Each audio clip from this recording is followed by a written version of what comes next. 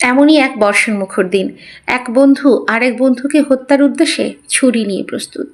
বন্ধুটি প্রাণ ভিক্ষা চাইল, বলল, আমাকে মারিস না, আমাকে ছেড়ে দে, দয়া কর।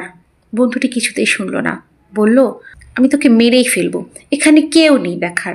বন্ধুটি বলল, আল্লাহ আছে, আল্লাহ তোর বিচার করবে। বন্ধুটি ক্রূর হেসে বলল, কে সাক্ষী দেবে, সাক্ষী কোথায়? তখন বন্ধুটি কোনো দিশা না পেয়ে দেখল বৃষ্টির স্রোতে বড় বড় ফেনা হচ্ছে। তখন সে বলল, এই যে ফেনা, এই ফেনায় একদিন সাক্ষী দেবে। এরপর অনেকগুলো বছর কেটে গেছে।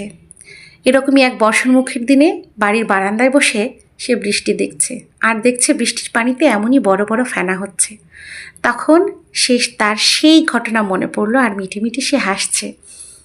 ভাবছে, বন্ধু তুই এখন কোথায়? আর দেখ আমি কি সুন্দর সংসার করছি। তার বউ তার হাসি দেখে জিজ্ঞেস করলো, কি হয়েছে? সে তার বউকে ঘটনাটি বলল। পরে যা হবার হলো, ফাঁসি।